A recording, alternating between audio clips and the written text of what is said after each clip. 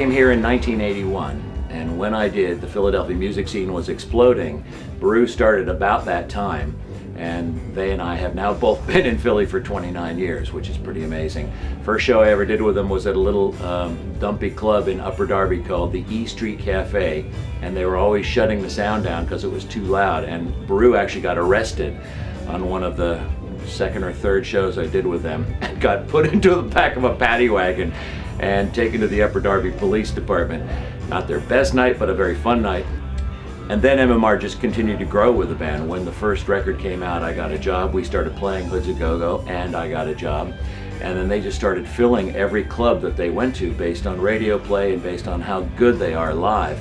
And so it grew and it grew and it grew. And they would play Wednesday, Thursday, Friday, Saturday in different clubs all over Pennsylvania, in Philly, in New Jersey, in Delaware, and at the shore in the summertime. Everywhere you went, Beru had a huge crowd.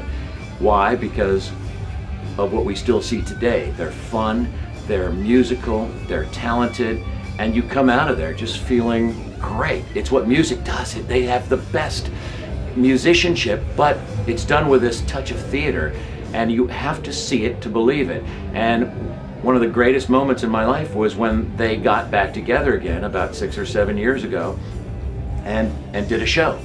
And that show went so well, they go, well, we could do this again, because they played from '81 into the '90s and then called it a day. And they've lost a few members, Johnny Sachs, who passed away, their great bass player, and Jerry Healy, their great guitar player. But Bob is such a master showman. It's in his blood. You know, in another life he might have been the court jester, or, you know, I could see him on Broadway. I could see him in the movies. He's a performer, and it's in his blood. He's not meant to do anything else. And Greg, and now Mark Julian Teague on guitar, and Jerry Getz on the bass, and Tommy Pinto. And what can you say about Buzz? Buzz! The amazing Buzz Barkley, who plays all the characters and does the keyboards. When they got back together a couple of years back, it was the most joyful thing for me to go out and to hear those songs played again. And here's the thing, they're playing now better than they ever did. And I saw every single show. I must have hosted them more than any other band I've ever hosted. And I love them. I'm crazy about them. And so the question is, when you take all that time off and get back together, can you do it? Is it still as good? And it's a legitimate question any fan would have. And I don't believe just myself. I talk to all these fans who come out and they go, they're better than they ever were. They are. Tonight here at the Electric Factory, they blew the place away.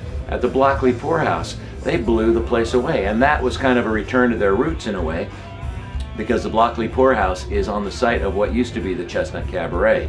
And Beru were cabaret staples. They would play the 23 East Cabaret in Ardmore. They'd play the Westchester Cabaret. They would play the Westchester Cabaret. They'd play the Ambler Cabaret, and of course the Chestnut at 38th and Chestnut. In fact, their very last show as a band was at the Chestnut Cabaret, which I hosted, and it was brilliant, you know, but so sad. It was like this bittersweet moment for me.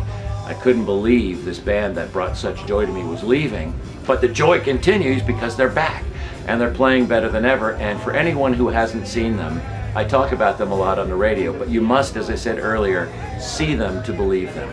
Go out and see this band. Don't miss this band. If you hear Beru Revue is playing, and they only play a couple times a year now, you must see them. You must see Beru. Trust me, I would not turn you on to a bad thing. They're great.